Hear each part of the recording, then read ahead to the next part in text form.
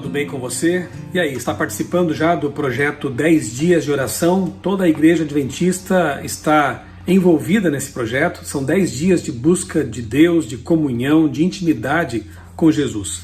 A igreja preparou um material muito bom, todos os anos isso é feito, né? O material aqui está, uma apostila, uma revista, Rumo ao Lar, revelando os segredos da vitória final. Muito bom esse material e ele serve de guia para os estudos diários. Você pode aí com a sua igreja, quem sabe, realizar uma programação bem cedinho pela manhã. No caso aqui em Tatuí, a minha igreja está se reunindo às 5:30 da manhã. Alguns estão fazendo isso à noite, virtualmente, o ideal é presencialmente, né? É uma reunião assim simples, quem sabe aí 30, 40 minutos para oração e recapitulação dos temas aqui desta revista. Vale muito a pena. Todos os anos isso é feito e há um resultado na forma de um reavivamento espiritual muito especial. Eu gosto muito de participar todos os anos desse projeto 10 dias de oração e também de jejum. Eu quero dar aqui a minha pequena contribuição, postando em meu canal vídeos curtos, resumindo o conteúdo aqui de cada dia. Hoje, dia 22 de fevereiro, primeiro dia da série de estudos Vencendo o Engano. Bem-aventurados aqueles que lavam as suas vestes, para que tenham direito à árvore da vida e entrem na cidade pelos portões. Esse primeiro texto aqui nos faz um chamado à obediência a Deus. Numa época em que há tantos ataques contra a lei de Deus, pessoas relativizando a verdade da palavra de Deus, pessoas minimizando a importância de sermos fiéis e enfatizando uma religião meramente emocional, um tema como esse realmente vem em boa hora. O texto aqui começa mencionando a história de John Huss, um reformador que deu a vida pela verdade. Aqui diz que ele se converteu, se convenceu de que a igreja da Boêmia precisava de uma reforma. Para que isso acontecesse, duas coisas eram certas. Primeiro, só seria possível por meio da exposição das verdades bíblicas e, segundo, isso provocaria uma forte oposição na igreja romana. Em 1415, Huss foi amarrado a um poste em Praga e queimado por seu compromisso inabalável com a verdade. Qual tem sido o grau de compromisso que nós temos com a verdade? Ele e outros mais mártires deram a própria vida por sua fidelidade. Deus espera menos de nós? Vou ler aqui alguns trechos do texto para hoje, começando aqui com na página 7, que diz assim, lá no comecinho da coluna à esquerda: quando o princípio do amor domina o coração, quando o homem é renovado segundo a imagem de Deus, que o criou, a promessa do novo concerto é cumprida. Imprimirei as minhas leis no coração deles e as inscreverei sobre a sua mente. Se a lei estiver escrita no coração, claramente ela moldará a vida.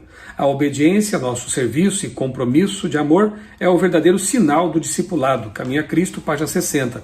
De fato, quando a pessoa se converte de verdade e abre o coração para Deus e para a verdade, ele inscreve em nosso coração os seus mandamentos, de modo que obedecer a lei de Deus vai ser um prazer, vai ser algo natural na vida de um novo nascido, de um convertido. Se opõe à lei aquele que vive na carne, aquele que não nasceu de novo. Chamado à obediência. No Maior Discurso de Cristo, página 37. É o Criador dos homens, o doador da lei, que declara não ser seu desígnio por à margem seus preceitos. Sim, Jesus disse: não vim para abolir os mandamentos, eu vim para cumprir. Tudo na natureza, desde a minúscula partícula de pó no raio de sol até os mundos nas alturas, encontra-se debaixo de leis. Eu gosto quando essa comparação é feita, porque a lei moral de Deus, os mandamentos de Deus, são tão sagrados e importantes quanto as leis da física, as leis da biologia, por exemplo.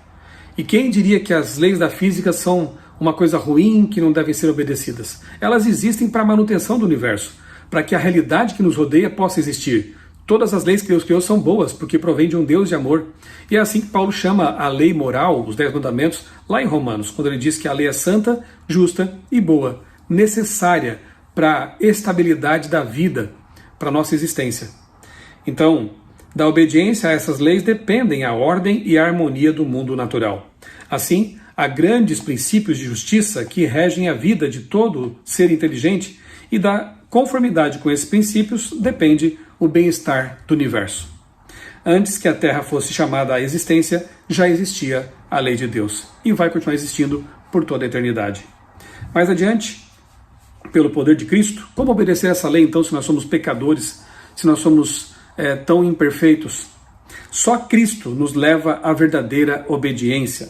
O amor de Cristo é o único poder capaz de abrandar o coração e levá-lo à obediência. Evangelismo, página 41. Sim, de fato, é pelo poder de Cristo em nós que nós conseguimos ser fiéis a Deus. Por nós mesmos, isso é uma impossibilidade. Ao pecador era impossível observar a lei de Deus, a qual é santa, justa e boa. Mas essa impossibilidade foi removida pela comunicação da justiça de Cristo à pessoa arrependida e crente. A vida e a morte de Cristo, em favor do ser humano, tinham por finalidade restaurar o pecador à aprovação de Deus, comunicando-lhe a justiça que satisfizesse as reivindicações da lei e encontrasse aceitação por parte do Pai. Sempre foi o propósito de Satanás invalidar a lei de Deus e deturpar o verdadeiro significado do plano da salvação. O diabo sempre esteve empenhado em lançar descrédito à lei de Deus e afastar as pessoas da vontade expressa dele na Bíblia e especialmente do plano de salvação, para que as pessoas não sejam salvas e tampouco sejam santificadas ali, vivendo de forma como Deus espera que elas vivam. Consequentemente, ele originou a falsidade de que o sacrifício de Cristo na cruz do Calvário tinha por finalidade livrar as pessoas da obrigação de guardar os mandamentos de Deus. Quantas pessoas repetem essa mentira, né? De que na cruz a lei foi abolida, de que com a graça não precisamos mais nos submeter aos mandamentos. Então quer dizer que hoje eu posso roubar, mentir, desonrar pai e mãe, adulterar, quebrar o sábado? Obviamente que não. Todos os 10 mandamentos são importantes e são para o nosso bem, uma bênção para nós. Mas Satanás tenta criar essa mentira, né? Tenta espalhar essa mentira, tem feito isso, de que na cruz nós teríamos aí a lei sendo abolida, sendo cravada ou coisa parecida, né? Ele tem imposto ao mundo o engano de que Deus aboliu sua Constituição, lançou fora seu padrão moral e invalidou sua santa e perfeita lei. Caso houvesse feito isso, como teria sido terrível o custo para o céu. Em vez de proclamar a abolição da lei, a cruz do Calvário proclama seu caráter imutável e eterno. Se a lei pudesse ser abolida e mantido o governo do céu e da terra e dos incontáveis mundos de Deus, Cristo não precisaria ter morrido. O pecado gera a morte. O pecado é transgressão da lei. Se Jesus pudesse mudar sua lei, se fosse correto fazer isso, ele poderia inclusive ter escapado da penalidade da lei, que é a morte. O salário do pecado é a morte, mas Jesus sofreu em nosso lugar a morte eterna, para que pudéssemos ter vida eterna e podemos, pelo poder que vem dele, ser fiéis aos seus mandamentos. Bem, resumidamente, esse é o tema para hoje, né? Fidelidade. Repito, num tempo em que as pessoas não se preocupam mais tanto com a verdade absoluta, com a fidelidade, com os mandamentos de Deus, com a palavra de Deus, sejamos nós o diferencial. Pensamos que Deus inscreva em nosso coração seus mandamentos, para que obedecê-los seja algo prazeroso e natural em nossa vida. Vamos orar?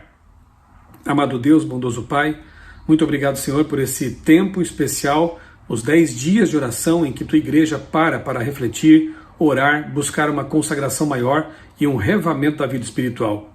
Abençoa cada irmão, cada igreja que está se reunindo durante esse período, que ali haja realmente milagres e especialmente o derramamento do poder do Espírito Santo. Batiza-nos, Senhor, com o teu Espírito, para que possamos, habilitados com esse poder, brilhar por ti e pregar o Evangelho, porque estamos indo rumo ao lar. Dá-nos a tua paz, as tuas bênçãos, nós oramos em nome de Jesus. Amém.